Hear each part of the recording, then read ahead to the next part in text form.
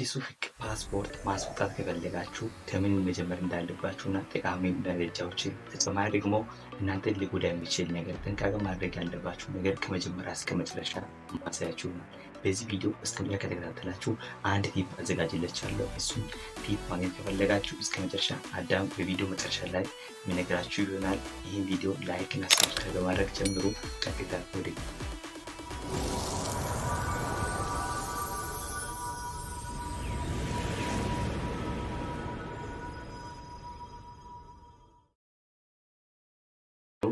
የፓስፖርት አዲስ ህግ የሚወጣ ህግ ምንድነው የሚለው እንደገና እናንተን ሊጎዳ የሚችላል ብዬ የተጠራጠርኳችሁ ነገሮች እናንተ በዚህ ቪዲዮ ሼር ማድረጋችሁ ይሆናል። ለዚህ ዩቲዩብ ቻናል አሁንም አዲስ ሆናችሁ ሰብስክራይብ አድርጉ፣ ላይክ ማድረግ ይሄን ቪዲዮ ጀምሩ። ወደ መጀመሪያ ሀሳባችን ስንሄድ ፓስፖርት ለማስወጣት ቅደም ተከተሎችን ከየት ጀምራችሁ መሄድ እንደምትችሉ ማወቅ አለባችሁ ነገር ነው። ሁለተኛ ላይ ማነሳው ደግሞ ምን አይነት ጉዳቶች ይኖራሉ የሚለውን የምናነሳው የመጀመሪያው ፓስፖርት ማውጣት ስትፈልጉ እንደተለመደው በፊቱ ፓስፖርት እንደገና ደግሞ በአዲሱም ፓስፖርት አሁን ይሄ የመጀመሪያው በፊቱ ፓስፖርት ነው። አሁን የተሻሻለ ደግሞ ኢትዮጵያ ውስጥ ፕሪንት መደረግ የሚችል አዲስ ፓስፖርት መውጣቱ ይታወቃል። በተጨማሪ ደግሞ ምን ያህል ምንድነው ልዩነታቸው፣ ተጨማሪ ደግሞ ምን ማድረግ እንዳለባቸው ከዚህ ቪዲዮ መጨረሻ ላይ ሼር ማድረጋችሁ ይሆናል ማለት ነው። የመጀመሪያው እንግዲህ የመጀመሪያው ምዝገባ የምናደርገው ባለንበት አካባቢ ቀበሌ ላይ ያለውን የልደት ሰርቲፊኬት ማስወጣት ነው። ሆኖ ልደት ሰርቲፊኬት መውጣት ሰዓት ላይ ጥንቃቄ ማድረግ ያለባችሁ ምንድነው ከሚኒስቴሪ እድሜያቸውና ከመታወቂያ የተገናኘ ጥንቃቄ ማድረግ አለባችሁ። ምክንያቱም ፕሮሰስ ጨርሰናል ብለን የመጨረሻው ኮፒ ከደረሰን በኋላ ወደኋላ ይመለስ ነገር ስለሚኖር ማለት ነው። የመጀመሪያው የቀበሌ ላይ ፓስፖርት ለማስወጣት ፕሮሰስ ስታስጀምሩ እድሜያቸው የግድ ከሚኒስቴሪና ከእድሜያችሁ መታወቂያ ያለው ጋር የተገናኘ መሆን አለበት። ሁለተኛ ከዛ ቀጥሎ መሄድ የምንችለው ምንድነው በአካባቢያችን ላይ የሚገኙ ወይም ዞን ላይ ነው የምንለው ዞን ነገር በኋላ ሚኒስቴሪና የቀበሌ ላይ ያለው እድሜ ልክ ነው ወይስ አይደለም የሚለውን የግድ ቼክ ይደረጋል። እሱ ቼክ የተደረገ እኩል ትክክል ከሆነ ወደ ክልሉ ጸጥታ ቢሮ ይተላለፋል ማለት ነው። ክልሉ ጸጥታ ቢሮ ላይ እንደገና ቼክ የሚደረገው ፓስፖርት ለማስወጣት እድሜው ልክ ነው ወይስ አይደለም ማለት ከ18 ዓመት በላይ ነው ወይስ እንደውም ቢያባቱ ከ18 በታች ያለው ከሆነ በወላጅ ምናምን ስለሚመዘገብ ሙሉ ሊያሟላ ስለሚችል ቼክ ይደረጋል። ሁለተኛ ደግሞ እሱ ደግሞ ፓስፖርት ለማስወጣት የፈለገ ሰው 18 ከሆነ ራሱ ስምና እንደኛ ደግሞ ቀበሌ መታወቂያ ያለውና ሚኒስቴሪ ላይ ያለው ሪሌትድ ወይም የተገናኘ ነው ወይስ አይደለም የሚለው ቼክ ይደረጋል ማለት ነው። ከዛ ቀጥሎ ምንድነው የምናደርገው ኦንላይን ማዘዝ ነው ማለት ነው። ኦንላይን የምናዘው እንዴት በፊት የነበረው አሁን ፓስፖርት የመጀመሪያው ሱቅ የነበረው በ2000 ብር ነበር። የመጀመሪያው ኦንላይን ሲታዘዝ ክፍያው የሚፈጸመው ኦንላይን ላይ ነው ማለት ነው። እሱ ከደረሳችሁ በኋላ አሁን ጥንቃቄ ማድረግ ያለባችሁ ቦታ ላይ ደርሰናል ማለት ነው።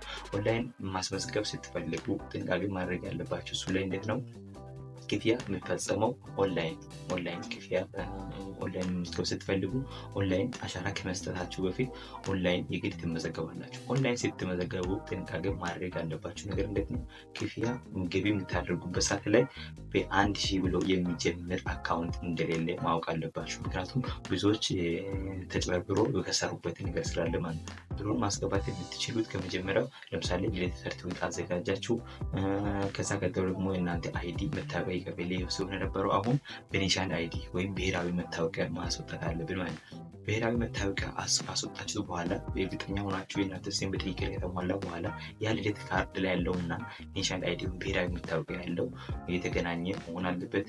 ሁለተኛ ደግሞ ያ ከኔሽናል አይዲ መቀሰጣችሁ በኋላ ኔሽናል አይዲ ከስር ያለችዋ ስኬል ላይ የምትመለከቱት ኤፍኤም የሚል ከስር ያለችዋ ቁጥር ነች የሚቀበሉት ማለት ነው። እሷም ይቀበሉና ከዛ ከፓስፖርት መጀመሪያ ከዚህ በፊት የነበረው ኔሽናል አይዲ ሳይሆን መታወቂያ መስጠት ነበር። አሁን አዲስ ነገር የመጣ ምንድነው ኔሽናል አይዲ ነው የሚቀበሉት ማለት ነው። የግድ እሱ ያስፈልጋል ተመዝግበን ከዛ ፕሪንት ካስደረጋችሁ ፕሪንት ከተደረገ ኮፒ ይደረጋል። ካልሆነ ደግሞ ፕሪንት ያልተደረገ ከሆነ በሊንኩን ማግኘት አፕሊኬሽን የራሱ ኔሽናል አይዲ የሚል አፕ ስላለ በሱ ዳውንሎድ ወይም ስክሪፕት አድርጉና ፕሪንት አስደርጎ ይዞ መሄድ ይቻላል። ካልሆነ ከስር ያለችዋን ነምበሯን ከስር ያለች ስክሪን የምትመለከቱት እቺን ቁጥር ይዛችሁ ሄዳችሁ መቀበል ትችላላችሁ ማለት ነው። ቁጥር ሳይሆን ከየትኛው ቦታ ፓርት ላይ እናንተ የሚኖረው እዚህ ጋር እንደዚህ አይነት ፓርት ላይ እናንተ ቁጥር የሚኖሩት ይዛችሁ መሄድ ትችላላችሁ ማለት ነው።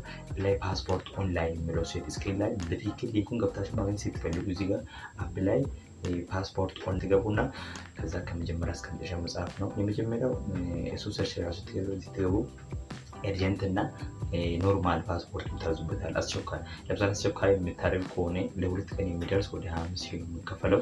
ለ5 ቀን የሚደርስ ከሆነ 20 ሺህ ነው የሚከፈለው ማለት ነው። ኖርማል ደግሞ የዚህ አይነት ረጋ ብሎ ቀስ የተቀበልኩት የራስን ረጋ ብላችሁ መውሰድ የምትፈልጉ ከሆነ እሱ ምን ታደርጋላችሁ? 5 ሺህ ነው የምትከፍሉት። የመጨረሻው ክፍያ 5 ሺህ ነው። ከዛ 5 ሺህ ነው ዝቅተኛው የሚጀምረው።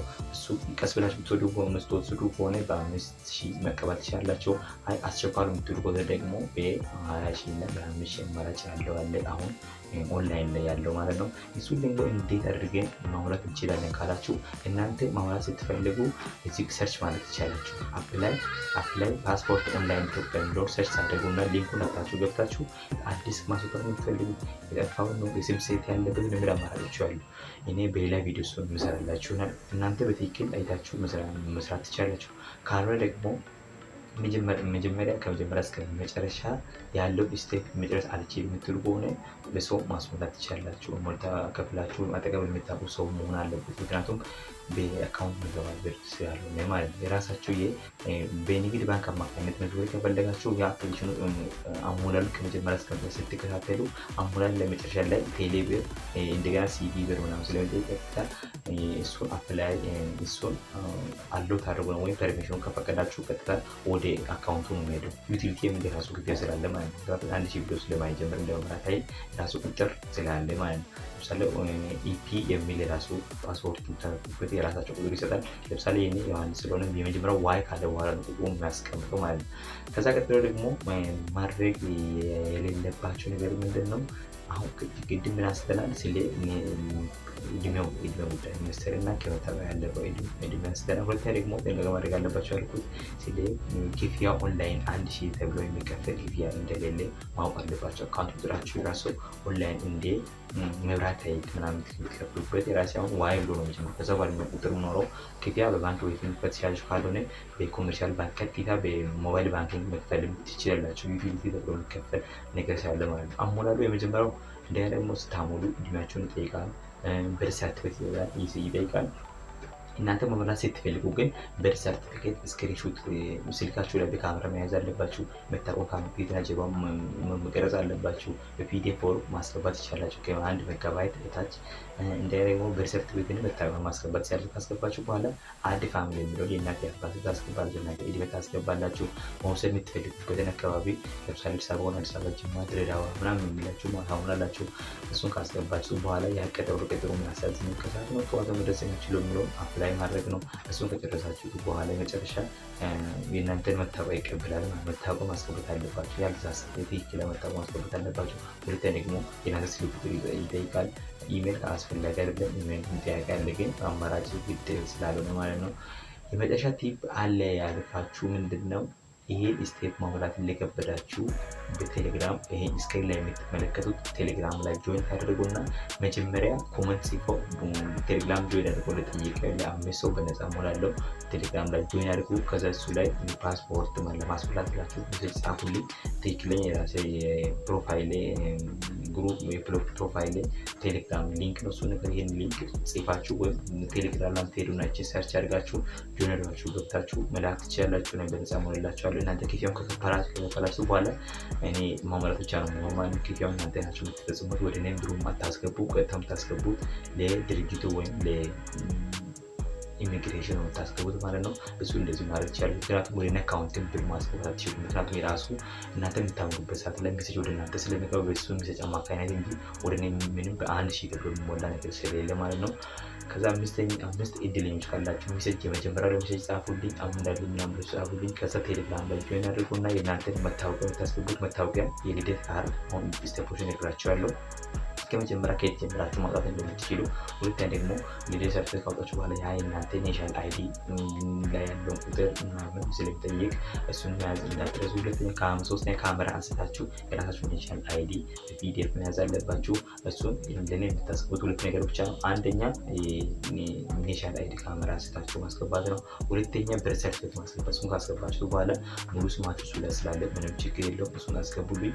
ኔሽናል በርዝ ሰርቲፊኬታችሁ ግን እስከ ክልል ቢሮ ድረስ ፕሮሰሱ ያለቀ መሆን አለበት። በጀርባ ማየት የሚያርፍበት ነገር ስላለ እሱን ቼክ አድርጋችሁ ከጨረሳችሁ በኋላ አስገቡልኝ። ለአምስት ሰው በተከታታይ በቃል እንደገባው ለአምስት ሰው እሞላለሁ ቀደም ብሎ ለጻፈልኝ ማለት ነው። ስለዚህ ይህን ቴሌግራም ግሩፕ ተቀላቀሉ፣ እሱ ላይ አስገቡልኝ። በራሴ ፕሮፋይል እንትን ስላለ ላኩልኝ አሞላለሁ። እስካሁን ለነበረኝ ቆይታ በጣም አመሰግናለሁ። ያልገባችሁ ነገር ካለ ጠይቁ፣ ሚሰጅ ቦታ ላይ አስቀምጡልኝ። የቀረ ነገር እናንተ ግር ያላችሁ ጠይቁ። አዲስ ነገር ካለ በሌላ ቪዲዮ ማሳወቃችሁ ይሆናል። እንደደረጋችሁ መስራት እንደምትችሉት እና ስቴፖችን ያልገባችሁ ቦታ ሚሰጅ ቦታ ላይ አስቀምጡልኝ። ይህን ቪዲዮ ሳብስክራይብ ማድረጋችሁ እንዳትረሱ። ሳብስክራይብ አድርጋችሁ ከሆነ ሊንኩን ደወል መፈነቅታችሁ ኦል አድርጉ። ምክንያቱም ሁሌ የሚለቀቅላችሁ ቪዲዮ እናንተ እንዲደርስ እንዲያግዝላችሁ ነው። ለነበረን ቆይታ በጣም አድርጌ አመሰግናለሁ። በሌላ ቪዲዮ እስከምንገናኝ በያላችሁበት ሰላማችሁ ይብዛ። ዮሐንስ ነኝ። ቻው።